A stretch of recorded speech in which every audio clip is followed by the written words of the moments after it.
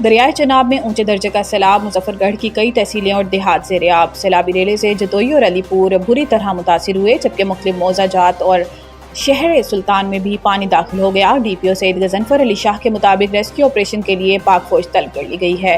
Punjab police, rescue 1122 اور تمام دیگر ضلعی ادارے ریسکیو آپریشن میں شریک ہیں، جبکہ ریسکیو 1122 کی 32 بوٹس حصہ لے رہی ہیں۔ ریسکیو 1122 کی جانب سے نشیبی علاقوں میں ایمرجنسی 4686 لوگوں کو ریسکیو کیا گیا۔ دریائے چناب میں پانی کی سطح مسلسل برقرار رہنے پر حفاظتی بندوں کی حالت انتہائی تشویشناک ہے، جبکہ رات گئے سے وقفے سے بارش کا سلسلہ بھی جاری ہے۔ دوسری جانب دریائے راوی اور دریائے ستلج میں اونچے درجے کی سیلابی صورتحال کے باعث اوکاڑا کے سیلاب زدہ علاقوں کے اسکولوں میں چھٹیوں کی توسیع ہو گئی۔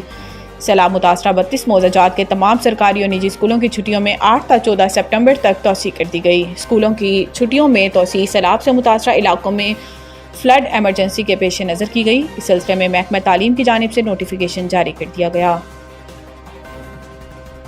نظام انصاف میں آرٹیفیشل انٹیلیجنس کے استعمال کے لیے ابھی تیار نہیں۔ نئے عدالتی سال کے موقع پر سپریم کورٹ میں منعقدہ تقریب سے خطاب کرتے ہوئے چیف جسٹس نے کہا کہ نئے عدالتی سال کی اس تقریب کا آغاز 1970 کی دہائی میں ہوا۔ 2004 میں اس تقریب کو باقاعدگی سے منانا شروع کیا گیا۔ یہ موقع ہوتا ہے کہ ہم سب اپنی کارکردگی پر نگاہ ڈالیں۔ ان کا کہنا تھا کہ عہدہ سنبھالنے کے بعد اصلاحات کی ضرورت محسوس کی۔ ہم نے 5 بنیادوں پر اصلاحات شروع کی۔ ڈیجیٹل کیس فائلنگ کا نظام وضع کیا گیا، ای سروسز کا آغاز کیا جا چکا ہے۔ انہوں نے کہا کہ نظام انصاف میں آرٹیفیشل انٹیلیجنس کا استعمال ہونا چاہیے، ہم مگر اس کے لیے ابھی فوری طور پر تیار نہیں۔ آج اعلان کر رہا ہوں کہ ہم نے اندرونی آڈٹ بھی کروایا ہے۔ ججز پر چھٹیوں میں کہیں جانے پر کوئی پابندی نہیں ہے۔ عدالتی کام کے دوران چھٹیوں کے لیے ضابطہ بنایا ہے۔ چیف جسٹس نے کہا کہ ریڈ زون میں ہوتے ہوئے ججز کو زیادہ پروٹوکول کی ضرورت نہیں۔ اسلام آباد یا ریڈ زون سے باہر یا کسی خطرے کے پیش نظر اضافی سیکیورٹی مہیا کی جائے گی۔ تمام ججز نے سیکیورٹی سے متعلق ضابطے پر اتفاق کیا۔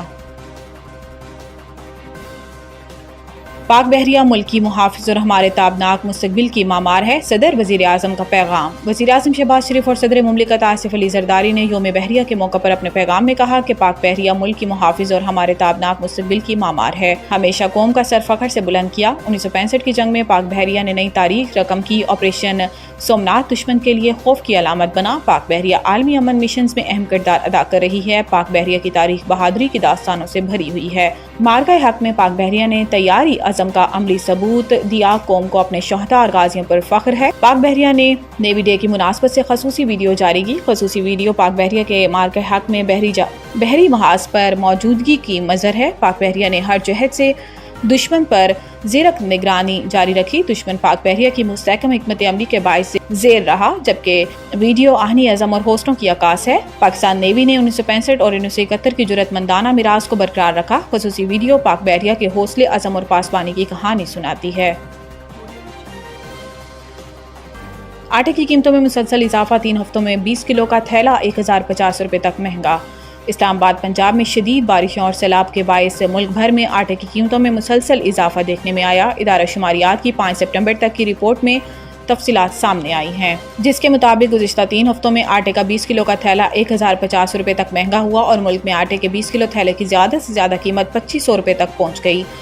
بنو میں آٹا 1050، پشاور اور لاڑکانہ میں 900 روپے تک مہنگا ہوا، جبکہ سکھر میں 840، لاہور میں 830، ملتان میں 826، گجرانوالہ اور سیالکوٹ میں 817، اسلام آباد میں 800، راولپنڈی اور کوئٹہ میں 740 روپے مہنگا ہوا۔ گزشتہ 3 ہفتوں میں بہاولپور میں آٹے کے 20 کلو تھیلے کی قیمت 866 روپے 67 پیسے تک بڑھ چکی ہے۔